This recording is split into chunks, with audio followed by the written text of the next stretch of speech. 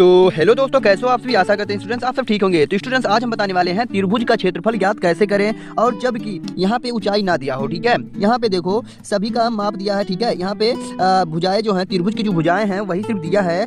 साधारण त्रिभुज का हमें अगर क्षेत्रफल ज्ञात करना होता है तो 1/2 लंबाई गुणे ऊंचाई होता है ना। इतना तो पता होगा कि जो त्रिभुज का क्षेत्रफल ज्ञात करते हैं। अब यहाँ पे ना लंबाई नहीं दिया है, ठीक है, तो यहाँ पे सिर्फ उसकी भुजाएं दी हुई है। ठीक है, तो इसके लिए अलग फॉर्मूला लिखता है जिसका नाम है हीरोन का सूत्र। ठीक है, हीरोन का सूत्र। ठीक है, हीरोन का सूत्र होता है।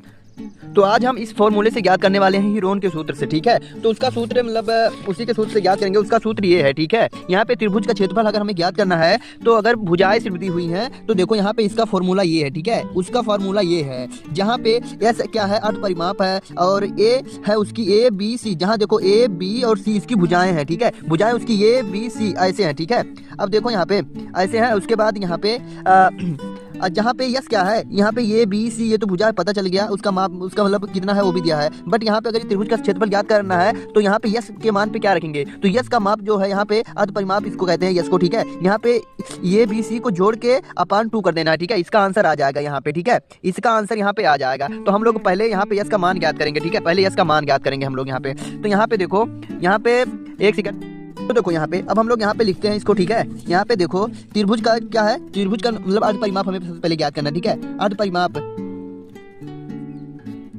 अर्ध परिमाप। ठीक है, यस बराबर क्या होता है, ये प्लस बी प्लस सी अपान 2 होता है। ठीक है, अपान 2 होता है। तो यहाँ पे देखो, यहाँ पे हम लोग 2 लिखते हैं, और फिर तो यहाँ पे मान हम लोग लिखते हैं यहाँ पे 10 फिर 12 फिर 14। ठीक है, 14 हो गया, यहाँ पे अपान 2 हो गया। अब इन सभी को जोड़ना है। उसके बाद देखो यहाँ पे इसको जोड़ेंगे, 10 हो गया, यहाँ पे 22, ये 36 हो गया। ठीक है, 36 हो गया, और अपान 2 है तो यहाँ पे 18 आ चुका है। ठीक है, यस का मान यस बराबर 18 आ चुका है। ठीक है, 18 आ गया, यस बराबर 18 आ गया। अब हमें फाइंड करना है इसका क्षेत्रफल। ठीक है, यस का मान पता चल गया, अब हमें क्षेत्रफल ज्ञात करना है यहाँ पे। तो ठीक है, अब हम लोग क्षेत्रफल की तरफ बढ़ते हैं ज्ञात करने के लिए। ठीक है, तो देखो यहाँ पे क्षेत्रफल के लिए क्या है, क्षेत्रफल का फॉर्मूला तो हम बताए हैं, त्रिभुज का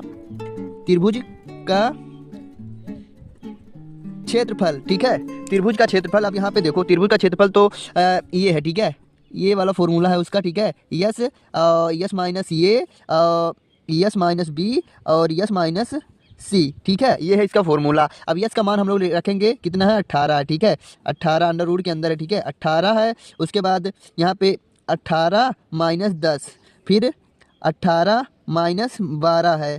ठीक है, फिर 18 माइनस 14 है। ठीक है, तो ये है ए का मान और यस का मान सभी को पुट करने के बाद अब यहाँ पे आगे बढ़ते हैं हम लोग। फिर देखो यहाँ पे ये 18 का 18 रह जाएगा, अंडर रूट के अंदर है, सॉरी। ठीक है, अंडर रूट के अंदर है इसे।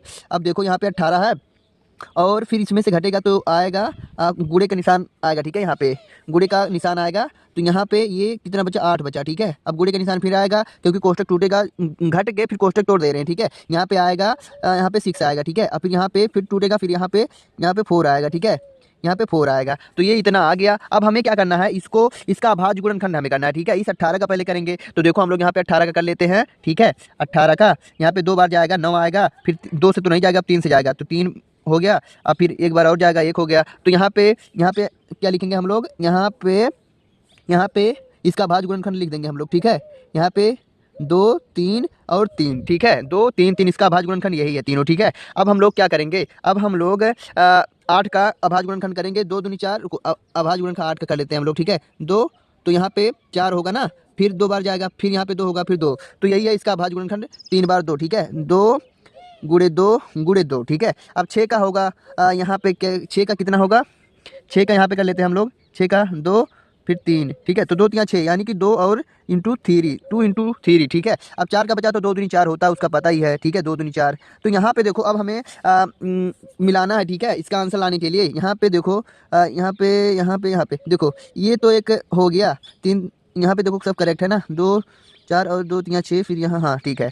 अब हम लोग जोड़ा बनाएंगे, बाहर निकालने के लिए हमें जोड़ा बनाना होता है, ये तो पता ही है। तो इतना हो गया, इसका जोड़ा और इसका जोड़ा और फिर इसका जोड़ा और फिर हाँ एक जोड़ा, दो जोड़ा, तीन जोड़ा और ये चार जोड़ा, ठीक है। तो चार जोड़ा बाहर आएगा, बाकी अंदर क्या बचा, एक दो, एक थ्री बचेगा, ठीक है। अब हम लोग आगे बढ़ते हैं क्वेश्चन सॉल्व करने के लिए। यहाँ पे देखो ऐसे कर देते हैं यहीं पे, ठीक है।